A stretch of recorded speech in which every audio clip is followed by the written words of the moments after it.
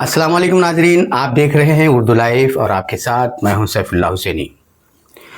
पिछले 2-3 दिन से आरएसएस चीफ मोहन भागवत की कम से कम 3 बच्चे पैदा करने की तरगीब वाली बात बहस का मौजू बनी हुई है। अब इस बयान के पीछे क्या मकसद हो सकता है? क्या दुनिया का सबसे ज़्यादा आबादी वाला मुल्क हिंदुस्तान मज़ीद बच्चे पैदा करने के दबाव में है? आज हम इन वजूहात के पर से पर्दा उठाने की कोशिश करेंगे। दरअसल 28 अगस्त को 3 रोज़ा लेक्चर सीरीज़ के दौरान आरएसएस चीफ मोहन भागवत ने कहा कि हर शहरी को कम से कम 3 बच्चे पैदा करना चाहिए, वरना कौम ख़त्म हो जाएगी। अब 2 बच्चों का औसत जैसे काफ़ी नहीं रहा है, 3 बच्चे ज़रूरी हैं। उन्होंने डॉक्टर्स के बयान के हवाले से कहा कि 3 संतान होना चाहिए, इससे माता पिता और संतानों का स्वास्थ्य अच्छा रहता है। और जिस घर में 3 संतान होती हैं वो संतान आपस में ईगो मैनेजमेंट सीख लेते हैं, इसलिए आगे चलकर इनकी फैमिली लाइफ में कोई डिस्टर्बेंस नहीं होता।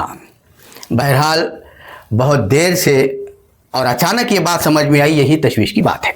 वरना अब तक तो मुसलमानों पर तंज किया जाता था कि औरत को यह बच्चे पैदा करने की मशीन समझते हैं। अब ये बात काबिल गौर है कि क्या वाकई ये सिर्फ वालिदैन की सेहत का या बच्चों के ईगो मैनेजमेंट सीख लेने तक का मामला है, या इसके पीछे कोई सियासी पहलू छुपा हुआ है? क्या वाकई हिंदुस्तान की आबादी घटने लगी है? हकीकत तो यह है कि हिंदुस्तान दुनिया का सबसे ज़्यादा आबादी वाला मुल्क है। इस मुल्क की आबादी तकरीबन 1.45 बिलियन यानी पूरे 1.5 अरब की है। फिर ये कैसे मुमकिन है और किस जाविये से यहाँ की आबादी घट रही है, ये बात समझ से बाहर है। ऑल इंडिया मजलिस इत्तेहादुल मुस्लिमीन के चीफ और हैदराबाद के रुकन पार्लियामेंट बैरिस्टर असदुद्दीन अवैसी ने मोहन भागवत के इस बयान पर सख्त रद्द अमल का इजहार करते हुए कहा कि आप हिंदुस्तानी औरतों पर बोझ डालने वाले होते कौन हैं? उनकी ज़ाती ज़िंदगी, उनकी अपनी प्रायोरिटीज़ होती हैं। आप सिर्फ सियासत के लिए औरतों को इस्तेमाल करना चाहते हैं। उन्होंने ये भी कहा कि मुसलमानों की आबादी की शरह घट रही है। सन 2011 की मरदमशुमारी के मुताबिक यहाँ की हिंदू आबादी 80% से ज़्यादा है, जबकि मुसलमानों की आबादी 14.23% है। तो फिर ये वावेला क्यों मचाया जा रहा है? क्या आरएसएस औरतों को सिर्फ बेबी प्रोडक्शन मशीन समझ रही है? दरअसल नाजरीन, ये सिर्फ शरह पैदाइश यानी डेमोग्राफी का मसला नहीं है, बल्कि ये एक सियासी मसला है। आपको याद होगा हालिया दिनों में तमिलनाडु के चीफ मिनिस्टर M.K. स्टालिन और आंध्र प्रदेश के chief minister M. Chandrababu Naidu और जनूबी हिंद के बाज़ लीडरों ने भी आवाम से ज़्यादा बच्चे पैदा करने की तरगीब दी थी। जनूबी हिंद के बाज़ लीडरों ने भी आवाम से ज़्यादा बच्चे पैदा करने की तरगीब दी थी, लेकिन इनका मकसद और था। वो लोग क्यों चाहते हैं कि इनकी रियासतों में ज़्यादा बच्चे पैदा हों और ज़्यादा बच्चे पैदा करने का चलन आम हो जाए? इसके पीछे के मकसद को समझने के लिए आखिर तक हमारे साथ बने रहिए, आपको पता चल जाएगा कि आखिर इन बयानात के पीछे क्या मकासद हैं। दरअसल हिंदुस्तान में बहुत जल्द डीलिमिटेशन यानी हल्का बंदी, यूँ कहिए कि पार्लियामेंट की नशिस्तों की नई तकसीम होने जा रही है, और ये तकसीम आबादी की बुनियाद पर होगी। यानी जिन रियासतों की आबादी ज़्यादा होगी उस रियासत को ज़्यादा सीटें मिलेंगी, और जिन्होंने आबादी पर काबू पा लिया उन्हें इसकी सज़ा इस तरह मिलेगी कि उस रियासत की पार्लियामेंट में नुमाइंदगी बहुत कम हो जाएगी। नाज़रीन, चले देखते हैं डीलिमिटेशन का तारीख़ी पस मंज़र क्या है। सन 1976 ईस्वी में इमरजेंसी के दौरान फ़ैसला हुआ कि डीलिमिटेशन यानी हल्काबंदी के अमल को अगले 25 साल के लिए फ्रीज़ किया जाए। वजह यह बताई गई कि कुछ रियासतों ने आबादी पर कंट्रोल के मरकज़ से जारी होने वाले हुक्मनामे पर फौरी तौर पर अमल शुरू कर दिया, और बाज़ रियासतों ने इस हुक्म को संजीदगी से नहीं लिया। अगर पार्लिमानी सीटें आबादी की बुनियाद पर तकसीम की गईं तो उन रियासतों के साथ नाइंसाफ़ी होगी जिन्होंने मरकज़ के हुक्म की तामील में अपनी आबादी पर कंट्रोल करने के प्लान पर अमल किया। फिर 2001 में भी यही मौजूद डीलिमिटेशन को अगले 25 साल के लिए मुलतवी करने की वजह बनी, और अब 2026 ईस्वी में डीलिमिटेशन यानी पार्लिमानी सीटों की नई हल्काबंदी होना है। इसके बाद यूपी, बिहार जैसी रियासतों को मज़ीद सीटें मिलेंगी, जबकि तमिलनाडु और केरला जैसी रियासतों से कई मौजूदा सीटें भी कट जाएंगी आबादी की बुनियाद पर। इसके अलावा मरकज़ी फ़ंड्स की तकसीम में भी रियासती आबादी का बहुत अहम रोल है। रियासतों के मुख्तलिफ़ ज़ावियों से इकनॉमी का एक तयशुदा हिस्सा मरकज़ को देना होता है, और मरकज़ कई जावियों से जांच कर हर रियासत के लिए डेवलपमेंट फंड के तौर पर उसी रकम में से रियासतों को फंड्स अलाट करती है, जिसमें उस रियासत का पॉपुलेशन ग्राफ भी अहम मुकाम रखता है।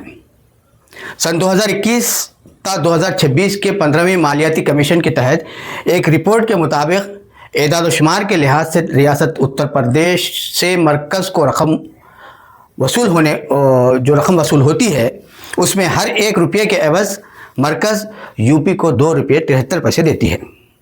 इसी तरह बिहार के हर 1 रुपये के एवज़ 7 रुपये 6 पैसे मरकज़ से बिहार रियासत को मिलते हैं, जबकि साउथ रियासत तमिलनाडु को मरकज़ को उस रियासत से अदा किए गए हर 1 रुपये के एवज़ सिर्फ 29 पैसे रिटर्न मिलते हैं, और कर्नाटक को और भी कम, यानी 1 रुपये के एवज़ सिर्फ 15 पैसे रिटर्न मिलते हैं। यानी जिस रियासत ने आबादी पर काबू पा लिया उन्हें सज़ा, और जिन्होंने आबादी को बेकाबू रखा उन्हें इनाम। इसीलिए MK स्टालिन और N चंद्रबाबू नायडू ने आवाम से ज़्यादा बच्चे पैदा करने की अपील की है, ताकि इनकी रियासतों की आबादी बढ़े और मुस्तकबिल में इनकी रियासत से पार्लिमानी नुमाइंदगी कम ना हो। चंद्रबाबू नायडू ने आंध्र प्रदेश की आवाम से यहाँ तक कह दिया कि हम ज़्यादा बच्चे पैदा करने वालों के ख़ानदान को इंसेंटिव्स देंगे, ताकि मुस्तकबिल में मरकज़ में हमारी आवाज़ कमज़ोर ना हो। रियासत तेलंगाना भी इसी बहस का हिस्सा है, क्योंकि मरकज़ी फ़ंड्स और नुमाइंदगी के लिए इसे हमेशा जिद्दोजहद करनी पड़ती है। नॉर्थ इंडिया की रियासतें यूपी, बिहार, राजस्थान, मध्य प्रदेश की आबादी मुसलसल बढ़ रही है, इसलिए उनके पास ज़्यादा सीटें, ज़्यादा MPs और मरकज़ में ज़्यादा ताकत है। इसीलिए कहा जाता है कि दिल्ली की सियासत लखनऊ और पटना तय करते हैं। इसके अलावा साउथ की आबादी तेज़ी से बूढ़ी हो रही है। सर्वे रिपोर्ट के मुताबिक 2036 ईस्वी तक केरला, तमिलनाडु और आंध्र प्रदेश में 20 से 25% लोग 60 साल से ज़्यादा उम्र के हो जाएंगे, यानी वर्किंग पॉपुलेशन बहुत कम होती जा रही है। इसीलिए ये रियासतें ये चाहती हैं कि नए बच्चे पैदा हों, ताकि फ्यूचर वर्कफोर्स तैयार रहे।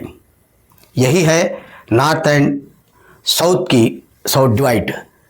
साउथ की रियासतें यही शिकायत करती हैं कि हमने पॉपुलेशन कंट्रोल किया, लिटरेसी रेट को बढ़ाया, विमेन एम्पावरमेंट को बढ़ावा दिया, लेकिन हमें ही नुकसान उठाना पड़ रहा है। कुछ तजिया निगारों ने इसे पॉपुलेशन पॉलिटिक्स का नाम दिया है। बहरहाल सब सियासतदान सिर्फ अपनी ताकत बढ़ाने के लिए औरतों पर दबाव डाल रहे हैं। औरत की सेहत, तालीम और कैरियर की किसी को फिक्र नहीं है।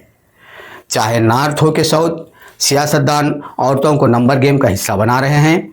नाजरीन, आपको क्या लगता है, रियासतों के लिए मरकज़ की तरफ से डेवलपमेंट फ़ंड क्या सिर्फ आबादी की बुनियाद पर दिया जाना चाहिए, या उस रियासत के रकबे के बुनियाद पर, और पार्लिमानी नशिस्तों की तकसीम किस बुनियाद पर होनी चाहिए?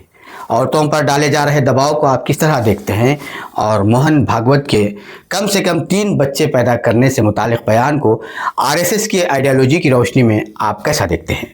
अपनी राय कमेंट्स के ज़रिए ज़रूर रखें, और उर्दू लाइव्स को सब्सक्राइब करके बेल आइकन ज़रूर दबाएं, ताकि हमारी हर नई वीडियो वक्त पर आप तक पहुँचे। शुक्रिया।